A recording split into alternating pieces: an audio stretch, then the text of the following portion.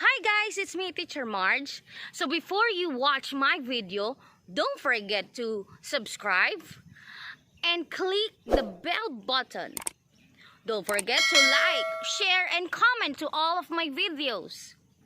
I hope you like my videos and see you! Intro in boom.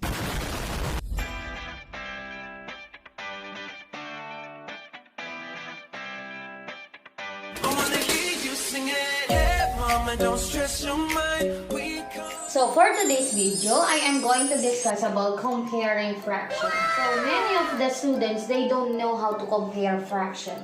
So actually, in comparing fraction, we have 5 kinds. Okay, so I am going to discuss it one by one. So let's try about this. Comparing fraction. So the first one is has the same denominators. Like for example, we have 5, 9. And let's say 1, 9.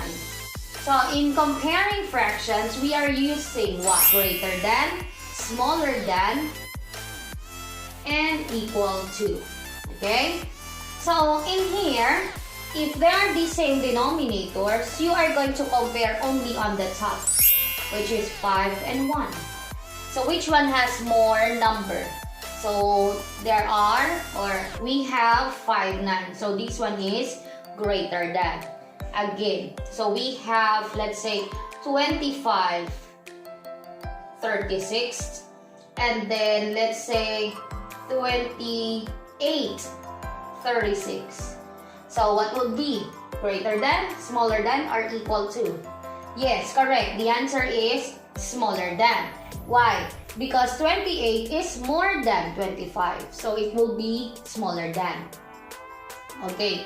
Another one. We have 17 85th and 17 85th. So both sides are the same, right? Or both fractions are the same. So they are equal. So that is about number 1. In number 1, as long as they are the same denominators, you compare only on the top. It's like you're comparing a whole number. Like for example, 2 and 1. So 2 is more than 1. So you are going to make it greater than. So the same as fraction, which one has more number? Like 2/5 and 1/5. So 2/5 has more than 1/5. So it will be greater than. In number 2, the numerator are the same, but the denominators are different. Like for example, we have 1/2 and 1/10. You need to remember this. The biggest denominator is the smallest fraction. Correct. So like what we have. So this one, the biggest one or the biggest denominator is 10. So definitely that is the smallest fraction. So our answer here will be greater than. Okay? So if we have the biggest denominator is the smallest fraction, we have also what? The smallest denominator is the biggest fraction. So it will be opposite. Again, the smallest denominator is the biggest fraction. Like for example, this. This is 2 has the smallest denominator. That's why 1/2 is more than 1/10. Another example, we have 9/15 and then 9/10. Which one has the biggest denominator? The biggest denominator is 15, right? But when we say the biggest denominator is the smallest fraction, so it means this one is the smallest fraction.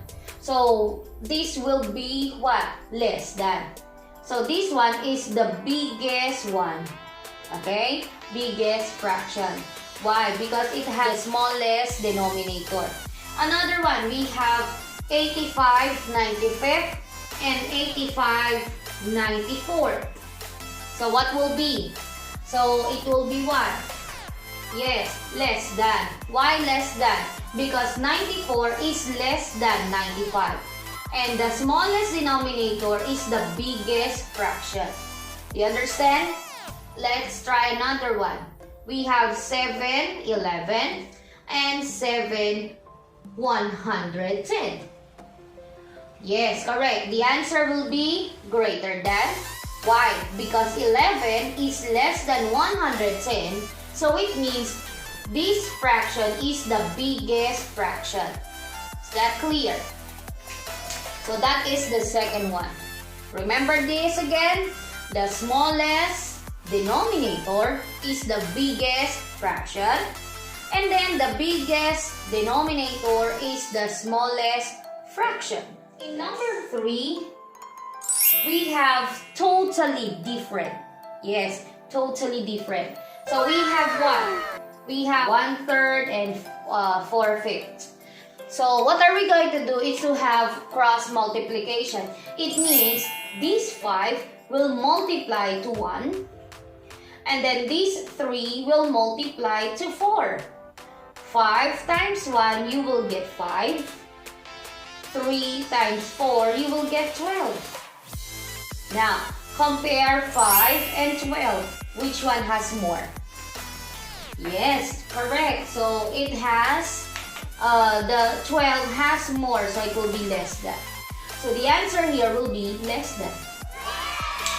Again, so we have 6, 9, and then 12, 13. Like what I've said, cross multiplication. 13 times 6 is what?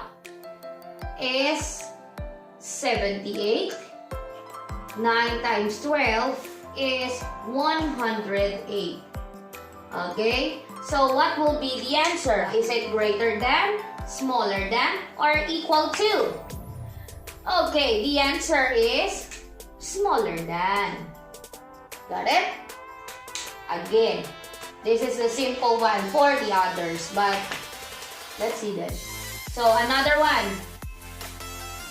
9 tenth, 1 half. 2 times 9 is 18. 10 times 1 is 10. 2 times 9, 18. 10 times 1, 10. Oh, which one is more?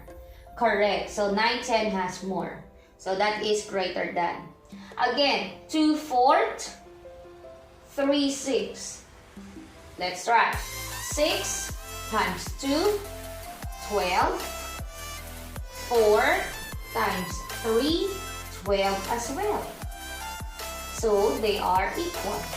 Now these are the special one. Number 4. In number 4, we have this kind of fraction as well. So you can see we have 14, 7, and then 21, third. Okay, so in fraction, it is the same as division. So you are going to divide 14 to 7. 14 divided by 7, and you will get 2. Okay? 21 divided by 3, you will get 7. Then compare the answer. 2 and 7 is smaller than. Let's try another one. 144 divided by 12, you will get 12. 36 divided by 3, okay, you will get 12. 12 and 12 are the same. So our fraction here will be the same. And here will be smaller than. Another example, 28 divided by 4. And then 25 divided by 5. 28 divided by 4 is 7. 25 divided by 5 is 5. Greater than, smaller than, or equal to? Correct. It will be greater than. And that will be the answer. Again, last one. 10 to halves. 11. 1. 10 divided by 2. 5. 11 divided by 1 is 11. So what will be the answer? Smaller than. So the answer is smaller than. Okay. Now, let's try the fifth and final one. The fifth one, it is a combination of improper fraction and mixed fraction and totally different. Like for example, we have 5 3/4 and then 16/20. Okay, for example, that one. So, they are really totally different. We have the mixed fraction and we have proper fraction. This what are you going to do? First, change always mixed fraction to improper fraction. So, 4 times 5 plus 3. 4 times 5 is 20 plus 3, 23/4. Next, we have 16/20. Can you follow? Next one, are they the same now? No, not yet. Go back to number 3, the third one, which is they are totally different. What are you going to do is to cross multiply. 20 multiplied by 23 and you will get what? 0, 6, 4. Okay? So I just copied the 0. 2 times 3, 6. 2 times 2, 4. Next, 4, 16. You will get 64. So what will be the answer? Now, when you are going to compare this, it will be what? Yes, correct. Greater than. So the answer here will be greater than. Another one. We have an improper fraction, 17/8. And then 1 4/5. So do the same thing. But then here is an improper fraction. And the other one is a mixed fraction. First step, change into improper fraction. So, change the mixed fraction to improper. 5 times 1 is 5, plus 4 is 9. So, we have 9/5. Copy this one down. 17/8. Next one, compare. 5 or cross multiplication, sorry. 5 times 17, you will get 85. Next, 8 times 9, you will get 72. 85 and 72, you will get what? Or which one has more? So we have, or our answer will be greater than. So the answer here is greater than. Do the same one. We have, this one will be 13 halves. And then 2 and 3, 7. Copy the improper fraction down. Change this into improper. So 7 times 2, 14, plus 3, 17. 7. Next, cross multiplication. 7 times 13. So this one, 21. Carry 2, 9, 91. 2 times 17, you will get 34.